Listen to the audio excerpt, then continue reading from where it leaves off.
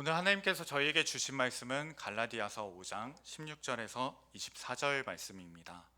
갈라디아서 5장 16절에서 24절 말씀으로 저희 신약 성경 308페이지에 있습니다.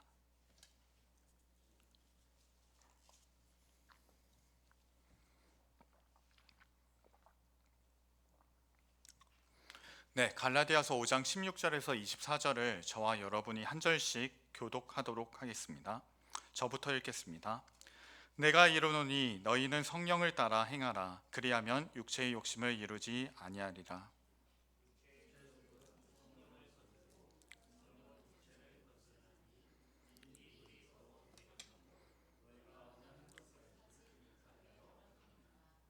너희가 만일 성령의 인도하신 바가 되면 율법 아래 있지 아니하리라.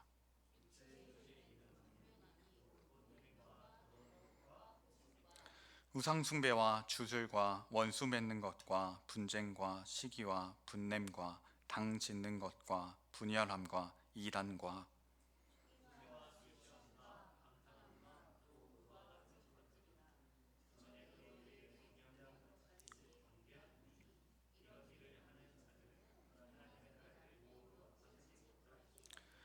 오직 성령의 열매는 사랑과 희락과 화평과 오래 참음과 자비와 양선과 충성과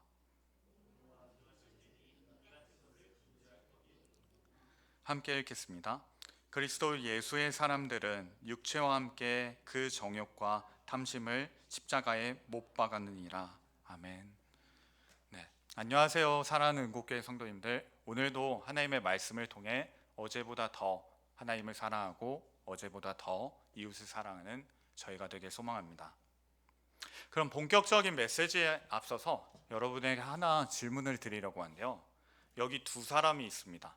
둘 다 신학대학원에 다니는데 한 친구는 공부를 꽤나 열심히 합니다. 그래서 매일매일 그렇게 헬라어로 히브리어로 성경을 읽고 그리고 강의 시간에 교수님께서 가르쳐 주신 것을 최대한 모두를 배우려고 열심히 노력합니다.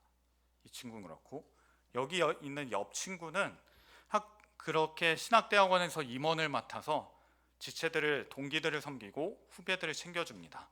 여러 고민들이 있거나 어려움이 보이는 친구들이 있다면 먼저 다가가서 그렇게 섬기며 조언을 아끼지 않습니다. 여기서 문제입니다. 이 둘 중에 과연 누가 성령 충만할까요?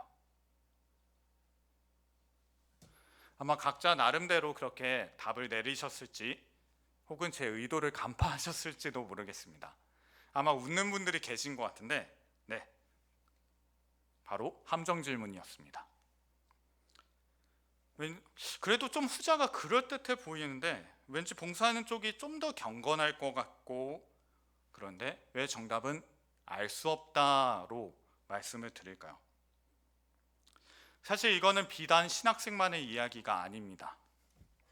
직장에서 열심히 일하는 사람, 그리고 동료들을 잘 챙기는 사람, 교회에 내려온다면 새벽 기도를 빠지지 않는 사람, 열심히 봉사하는 사람, 누가 더 성령 충만합니까? 라는 질문에 우리는 답할 수 없습니다. 왜냐하면 사실 이 모든 행동에 정말 중요한 게 빠져 있기 때문입니다. 바로 왜 그렇게 하는지 동기가 빠졌습니다. 그리고 두 번째로는 누구를 위해 그렇게 하는지 방향성이 빠져 있습니다. 우리는 사실 모두 얼마든지 쉽게 우리 자신을 위해서 봉사할 수 있습니다. 내가 이만큼 믿음을 갖고 있으니까 하는 은근한 마음을 얼마든지 가질 수 있습니다. 하지만 성경은 성령 충만을 어떠한 행동의 모습으로 결코 묘사하지 않습니다. 핵심은 동기와 방향성입니다. 그리고 이 올바른 동기는 복음에 대한 깊은 깨달음으로부터 시작되며 이것을 우리 안에 만드시는 분이 바로 성령님이십니다. 오늘 우리는 갈라디아서 5장 19절에서 24절을 조금 더 본격적으로 보면서 참된 성령 충만은 과연 무엇인지 살펴보려 합니다. 그렇다면 먼저 성령님은 누구실까요? 성경의 맨 첫 페이지로 가보겠습니다. 창세기 1장 2절 말씀입니다. 이 말씀을 함께 읽어보겠습니다. 함께 읽겠습니다. 땅이 혼돈하고 공허하며 흑암이 깊음 위에 있고 하나님의 영은 수면 위에 운행하시니라. 성령님이 성경에 맨 처음 등장하는 순간입니다. 땅이 혼돈하고 공허하고 흑암이 있고 그 가운데 하나님의 영이 운행하셨습니다. 그리고 그 후에 창조가 본격적으로 시작됩니다. 빛이 있으라, 궁창이 있으라, 생명이 있으라 하면서 성령님은 처음부터 생명을 주시는 분, 그리고 혼돈 가운데 질서를 만드시는 분으로 등장하십니다. 그런데 구약시대 내내 이 성령님은 아주 특별한 사람들에게만, 아주 특정한 시기에만 일시적으로 임하셨습니다. 왕이나 선지자 같은 특정한 사람들에게만, 그것도 아주 특정한 때에만 임하셨습니다. 여기서 꽤나 흥미로운 모습을 발견할 수 있는데, 바로 누구를 위한 것인가? 라는 질문으로 그 인물들을 저희는 더 살펴보길 원합니다. 대표적으로 사울 왕과 다윗 왕에게 성령님이 임하셨다고 하는데, 사울 왕을 묘사하는 구절에 따르면 사무엘상 10장에서 여호와의 영이 사울에게 크게 임해서 함께 예언을 하고 변하여 새 사람이 될 것이다 라고 그렇게 6절에서 말하고 있습니다. 성령님이 사울에게 크게 임했습니다. 하지만 그 결과 저희가 모두 알다시피 그 능력을 사울은 자기의 왕권을 위해서, 자기 자신을 높이는 데를 위해서 사용했습니다. 결국 여호와의 영은 떠났습니다. 하지만 다윗은 달랐습니다. 그는 맨 처음 골리앗과의 전투에서 이렇게 외칩니다. 온 땅으로 이스라엘에 하나님이 계신 줄 알게 하겠고 전쟁은 여호와께 속한 것이다 라고 하면서 그렇게 달려들고 승리합니다. 물론 다윗도 실패하고 범죄했습니다. 하지만 그의 근본 방향성은 하나님을 향한 영광이었습니다. 구약시대에 볼 수 있는 안타까운 모습이 바로 이러합니다. 성령님이 임해도 마치 그 사람이 선택에 따라서 방향성이 결정되는 듯한 모습들로 보입니다. 이 말을 조금 더 직접적으로 하면 성령님이 임해도 하나님의 영광이 아니라 자신의 영광을 위해서 일했던 모습들도 살필 수 있습니다. 그리고 무엇보다 성령님이 아주 잠시만 계시다가 떠나실 수도 있었습니다. 그런데 하나님께서는 완전히 다른 새로운 시대를 예언하십니다. 요엘 선지자를 통해 모든 믿는 자들에게 성령님을 주시겠다고 약속해 주셨고, 에스겔 선지자를 통해 성령님이 이제 잠시만 있다가 떠나는 게 아니라 영원히 함께 하시겠다고 약속하셨습니다. 이제는 더 이상 선택적이지 않고 특정한 사람들에게만 주어지지 않고 모든 사람들에게, 모든 믿는 자들에게 잠시만이 아니라 영원히 함께 할 것이다 라고 그렇게 선지서 내내 하나님께서는 선지자들을 통해 말씀하셨습니다. 정말 많이 강조하셨다는 것을 선지서 내내 볼 수 있습니다. 그럼 이 약속이 과연 어떻게 성취되었을지를, 어떻게 이 약속이 이루어졌는지를 함께 살펴보려고 합니다.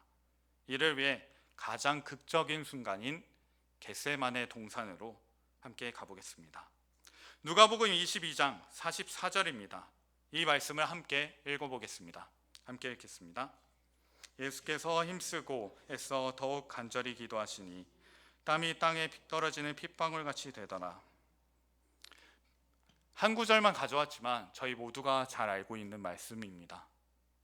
여기서 바로 또 드리는 질문은 예수님께서는 왜 이렇게 두려워하셨을까요?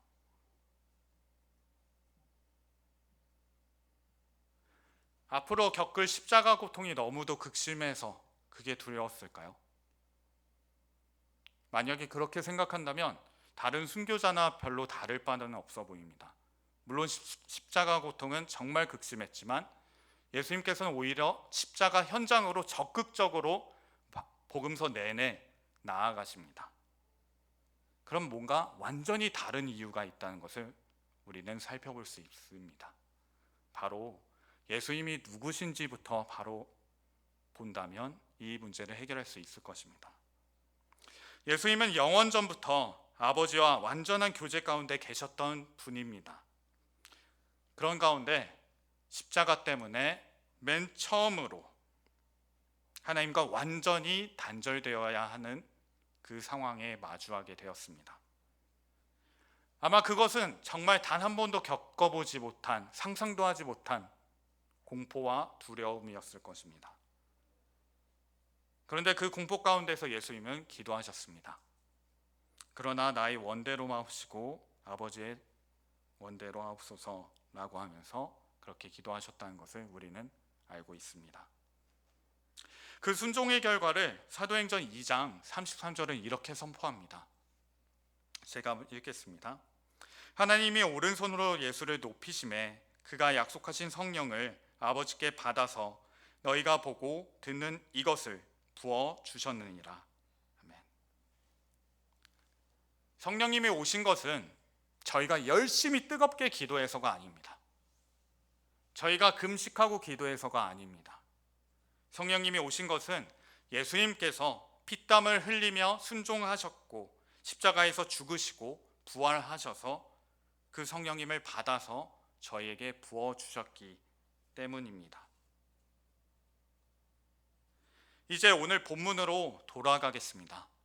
갈라디아서 5장 24절을 함께 살펴보길 원합니다. 이 말씀을 함께 읽겠습니다. 그리스도 예수의 사람들은 육체와 함께 그 정욕과 탐심을 십자가에 못 박았느니라. 여기서 꽤나 흥미로운 표현을 볼 수 있는데 십자가에 못 박았다라고 생각해 주시면 좋을 것 같습니다. 이 말은 십자가에 못 박아야 한다, 못 박으려고 노력하고 있다 라고 말하지 않습니다. 이미 못 박았다라고 말하고 있습니다. 사실 저희가 흔히 착각하는 것 중 하나가 십자가는 내 죄를 대신 용서해 주었다 라고만 생각하는 것입니다. 맞습니다. 예수님께서 우리를 대표해서 죄를 담당하셨습니다. 이것은 절대 포기할 수 없는 진리입니다. 하지만 동시에 정말 또한 놓치지 말아야 할 진리 역시 바로 하나님께서 저희를 예수님과 함께하게 하여서 그 십자가의 현장에서 그 2000년 전의 그 현장에서 죄의 권세를 끊어버렸다는 사실입니다. 로마서 6장 6절은 이것을 정확하게 더 증언하고 있는데 우리의 옛사람이 예수와 함께 죽은 것은 우리의 죄의 몸이 죽어 다시는 죄에게 종노릇하지 않게 하려 함이라고 말합니다. 이 말은 저희 안에 죄된 본성이 나를 끌고 다니던 그 종의 멍에가 십자가에서 완전히 박살났다는 표현입니다. 죄의 유혹은 여전히 있을지 몰라도 우리는 더 이상 그 죄에 질질 끌려다니는 존재가 아닙니다. 그러므로 이것은 우리가 앞으로 노력해서 얻어내야 할 과제가 아닙니다. 예수님께서 십자가에서 못 박히신 그 순간 이미 일어난 해방입니다. 바울은 지금 두 가지 삶을 대조하고 있습니다. 육체의 일들은 19절에서 21절까지 볼 수 있는데 19절에서 21절까지 그 육체의 일들을 나열하고 있습니다. 성령 충만과는 완전히 대조되는 그 육체의 일들을 나열하고 있습니다. 음행과 더러움과 호색과 우상숭배와 하면서 대략 약 15개 정도를 나열합니다. 근데 여기서 빨간색 칠한 것은 특별히 스스로의 죄가 아니라 공동체에서 지을 수 있는 죄의 덕목들도 지적하고 있습니다. 15개 중에 거의 과반수 이상, 절반 이상을 그렇게 바울이 말하고 있다는 것은 꽤나 의미심장할 것입니다. 갈라디아 교회가 바로 이 문제로 흔들리고 있기 때문입니다. 율법주의자들이 들어와 할례를 받아야 진짜 그리스도인이라고 가르치면서 교회는 분열되고 있었습니다. 이것은 갈라디아 교회만의 문제가 아닐 것입니다. 오늘날 우리에게도 똑같이 그대로 적용됩니다. 우리 가운데는 어떨까요? 새벽기도 꾸준히 나가야 경건한 사람이지, 전도만이 해야 진짜 믿음이 있는 거지, 봉사는 이 정도 해야 믿음이 있는 거지, 이러한 암묵적 기준들이 우리 사회에 벽을 세우고 있진 않은가요? 더 미묘한 것도 있을 수 있습니다. 신앙 연수로 서로를 판단하거나, 나는 30년 정도의 신앙인데 저 사람은 10년 정도, 그리고 새신자니까, 혹은 봉사 시간으로 속으로 비교할 수도 있습니다. 심지어 자녀의 신앙으로 저희 자신을 드러낼 수도 있습니다. 이 모든 것의 공통점은 무엇일까요? 바로 자기를 드러내는 것입니다. 그리스도가 아니라 나를 높이는 것입니다. 바울이 경고하고 있는 육체의 일, 시기, 분쟁, 당지는 것, 분열함, 이 모든 것이 바로 자신을 드러내는 일입니다. 반면 성령의 열매는 전혀 다릅니다. 갈라디아서 5장 22절부터 23절을 함께 이 말씀을 읽어보겠습니다. 함께 읽겠습니다. 오직 성령의 열매는 사랑과 희락과 화평과 오래 참음과 자비와 양선과 충성과 온유와 절제니 이 같은 것을 금지할 법이 없느니라. 아멘. 바울이 지금 성령의 열매들이라고 하지 않습니다. 딱 하나인 성령의 열매라고 표현하고 있습니다. 그리고 사랑이 맨 처음 등장합니다. 결국 사랑이 그 핵심의 근원이고, 나머지 8가지는 그 사랑이 구체화된 모습이라는 것을 우리는 볼 수 있습니다. 그리고 무엇보다도 이 사랑은 바로 예수님의 성품입니다. 예수님께서는 사랑으로 우리를 구원하시길 기뻐하셨습니다. 예수님께서는 사랑으로 하나님과 우리와 우리 사이를 화평하게 하셨습니다. 예수님께서는 사랑으로 우리의 연약함을 오래 참으셨고, 죄인인 우리에게 자비를 베푸셨습니다. 그렇다면 이 성령의 열매를 맺는 삶, 곧 성령 충만한 삶은 구체적으로 무엇일까요? 바울은 에베소서에서 이것을 더 분명하게 말하고 설명합니다. 에베소서 5장 18절 말씀을 함께 읽어보겠습니다. 술 취하지 말라. 이는 방탕한 것이니 오직 성령으로 충만함을 받으라. 술에 취하면 자기 통제를 잃고 술에 지배당합니다. 이와 유사하게 성령 충만도 지배당한다는 것을 볼 수 있습니다. 그러나 그 방향성이 완전히 다릅니다. 성령 충만의 결과가 19절부터 나오는데, 주께 노래하고 예수님의 이름으로 감사하고 예수님을 경외하듯이 서로에게 복종하고 하는 모습으로 나타납니다. 이 말은 결국 모든 방향이 예수님을 향한다는 것을 우리는 볼 수 있습니다. 그리고 요한복음 16장 14절에서 예수님은 성령님에 대해 이렇게 분명히 표현합니다. 그가 내 영광을 나타내리니 내 것을 가지고 너희에게 알리시겠음이니라. 성령님은 자신의 영광을 나타내시지 않고 예수님을 나타내십니다. 이것이 참된 성령 충만입니다. 성령 충만은 황홀경, 그런 환상을 보는 게 아니라, 특별한 신비 체험을 하는 게 아니라, 예수 그리스도를 더욱 분명하게 보는 것입니다. 예수님께서 나를 위해 죽으셨고 나를 위해 부활하셔서 성령님으로 나를 예수님의 성품을 담게 하시는구나가 성령 충만입니다.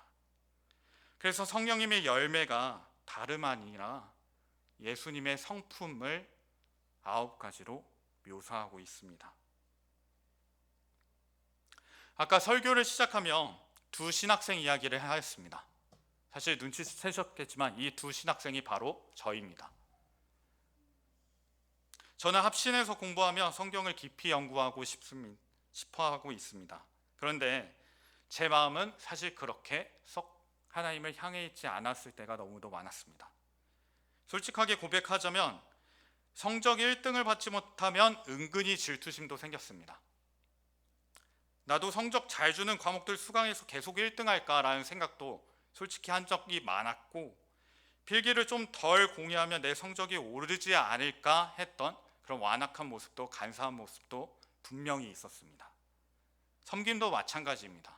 반장으로, 학생회 임원으로 섬겨도 내가 이만큼 섬기고 있어 라는 그 마음, 내가 그래도 좀 낫지라는 마음으로 섬길 때가 허다했습니다. 성령 충만으로부터 얼마나 발버둥치어서 멀어지려고 하는지 정말 소름 끼치게 죄인인 모습을 마주할 때가 많았습니다. 성도님들께서 어떠신가요? 아마 저보다 나으실 텐데 그래도 크게 다르지 않을 수 있습니다.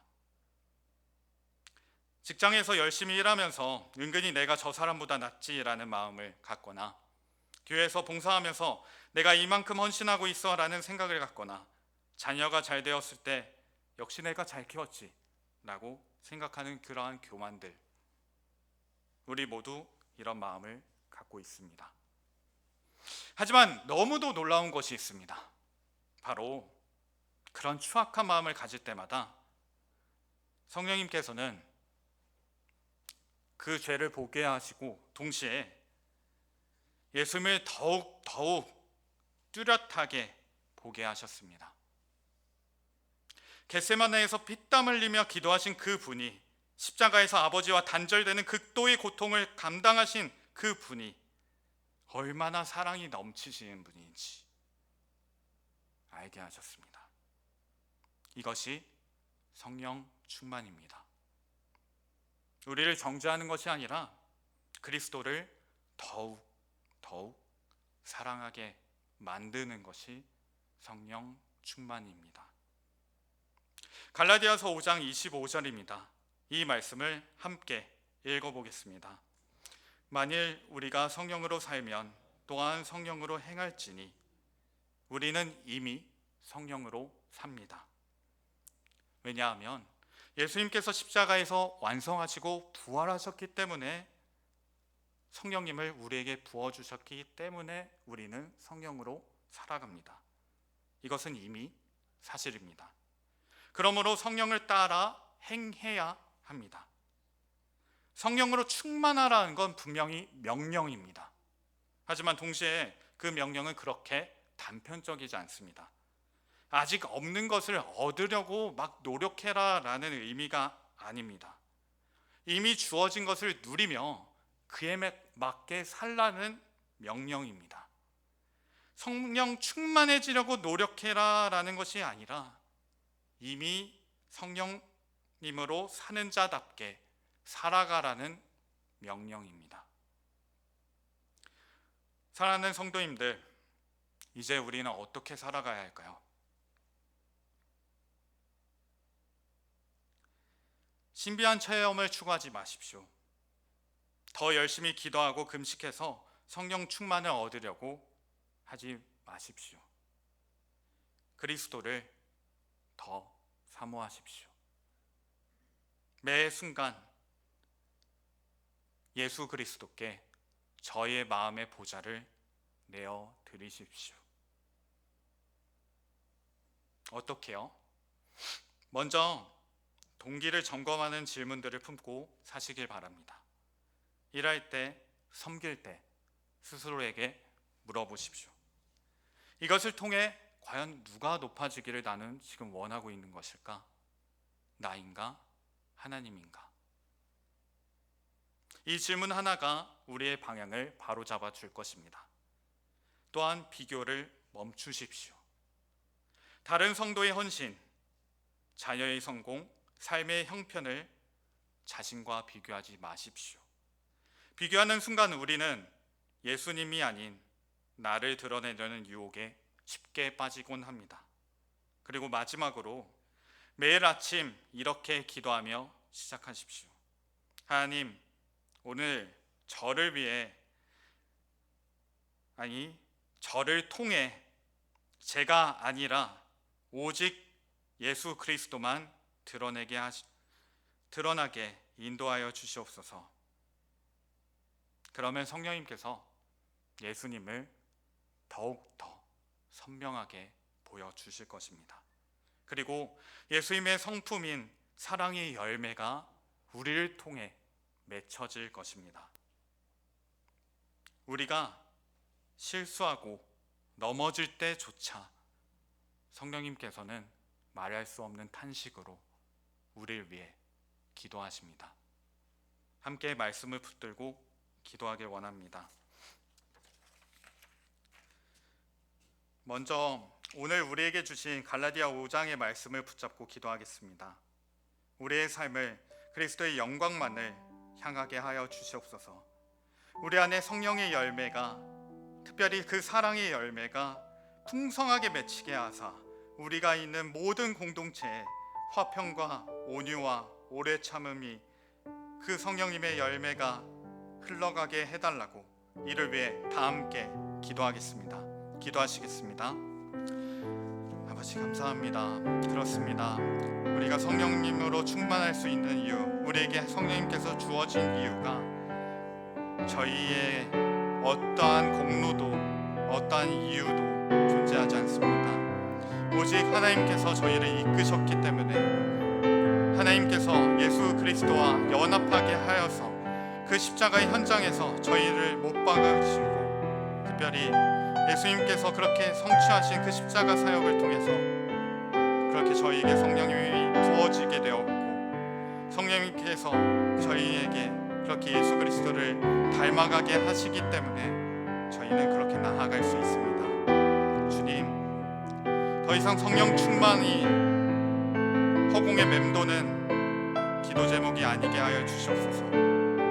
정말로 성령님으로 충만하여져서 예수 그리스도를 더욱더 뚜렷하게 볼 수 있도록 하나님 은혜를 허락하여 주시옵소서. 뭔가 억울한 것처럼